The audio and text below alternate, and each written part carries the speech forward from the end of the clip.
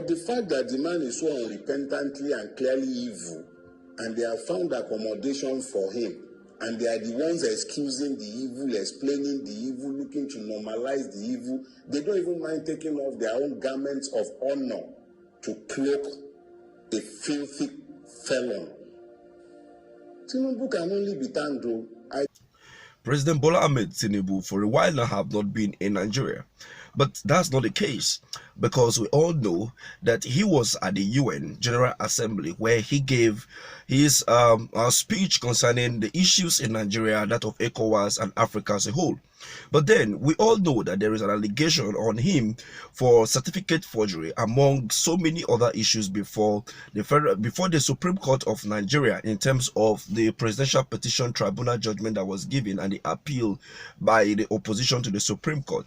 And we know that Atiku Abubakar is in United States trying to find out the academic records of Bola Ahmed Tinubu, as he claimed that Bola Ahmed Tinubu did not graduate from Chicago State University, and also want to know the details whether Bola Ahmed Tinubu is actually bearing that name and his state of origin, among other issues. Welcome to Politics on the Wheel with Jay, and this is Elite TV. So the issues surrounding Bola Ahmed Tinubu has unveiled and unraveled a lot of things in Nigeria right from the time that he declared his intention to run for the seat of the president of the Federal Republic of Nigeria. A renowned lawyer, Dele Farotimi, aired out his view as to why he really appreciates and that Tinubu is one of the best things that happened to Nigeria in his adulthood. I am very, very happy. I thank God for Tinubu. Without Tinubu, I wouldn't have known that we can have fake bishops.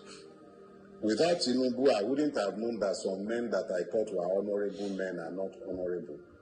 Without Tinubu, I wouldn't have lost more than half the people I grew up with and thought were my friends, who I've now discovered are largely ethnic and ethno-religious jingoists. And they are not just Yorubas, some Igbos are among them, and some Hausas as well. I'm talking about friends across the length and breadth of Nigeria. Tinubu has been very good at unveiling the true nature of people. So all the horrible people who had been busy protesting to be men of God, one can see them clearer. That's because of Tinubu. If Tinubu were to be a man whose evil was ambiguous, if it was possible to say maybe he's not bad, it would have been very easy for them to continue pontificating and sounding like men of God. But the fact that the man is so unrepentantly and clearly evil, and they have found accommodation for him, and they are the ones excusing the evil, explaining the evil, looking to normalize the evil, they don't even mind taking off their own garments of honor to cloak a filthy felon. Tinubu can only be thanked, though. I thank God for Tinubu. Without Tinubu, I wouldn't know the things I know today. Some people I thought were men. In fact, some people I thought were gods. They've been revealed to be men. Just men. Just men. So Tinubu has been a very good thing for this country. Excellent thing. How would we have known how useless our judiciary is if it wasn't for Tinubu? Tinubu has been a fantastic blessing to Nigeria. So now we know that some men who used to pontificate about honesty does not matter to them. Men who used to talk about citizenship, freedom, electoral rights, it doesn't matter to them. Now we know. If it wasn't for Tinubu, how would I know? Some men would have gone to their graves with honor if it wasn't for Tinubu. Do you know how many people Tinubu has turned naked? No, I am thankful for Tinubu. If I say the things that there are some things, I am so happy. Tinubu is the best thing that has happened to me in my adult life. He has helped to bring, with his darkness, he has brought light. You know when you turn on the light in a room full of rats and you see them scoring away? That's what Tinubu has done. Without Tinubu, we wouldn't have known just how depraved our society has become. All of a sudden, in this society, it doesn't matter that a man's name is unknown. It doesn't matter that his parentage is unknown. It doesn't matter that he probably went to school being a female. It does not matter. Nothing matters again because of Tinubu, and you say I shouldn't be happy. I'm exceedingly happy at this emergence. He has shown the decadence of the society. Tinubu is the mirror that has been pushed in this society's face, and I'm enjoying watching every minute of it. So you see, that was an interview granted to him there, and talking about Tinubu being the best thing that happened to Nigeria, in his own adulthood. Because while Tinubu have unraveled, a lot of things, like I said earlier, people that we thought are people with a lot of integrity will find out to be that they are no longer integrity. The integrity is nothing to write home about. While because for somebody, for example, personally, person like me, most people can find out who were my childhood friends. You can actually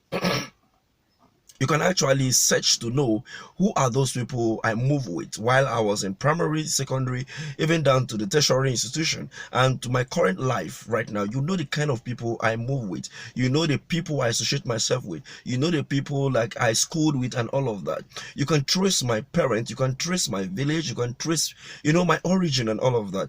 But it becomes so difficult to do that when it comes to Bola Ahmed Tinubu. Why? Because it's one of this person that you find it very difficult, even though there are some certain people that hide their family from social media and all of that. But what happened to your classmate? What happened to people that you mingle with? What happened to your community?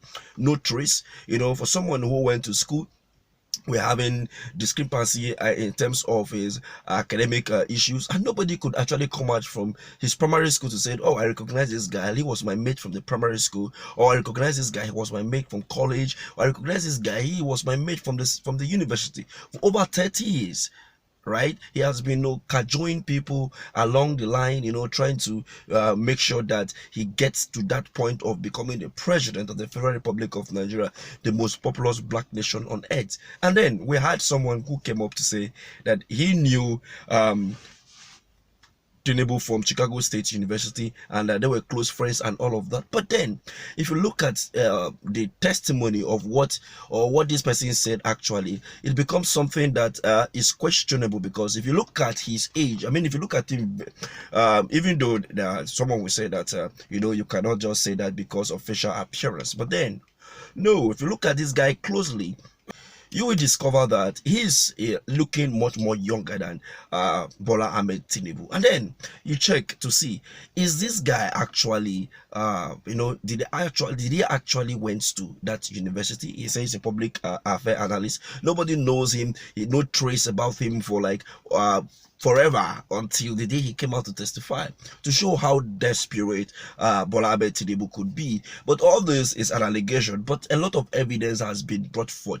But we still hope that the evidence or the document that will be released by the FBI, as well as the judgment, as we await the judgment from the United States, is something that will change the whole of these issues within the next couple of weeks or days or months, as the case may be. So what do you think about this? Let's have a conversation in the comment section. Thank you so much.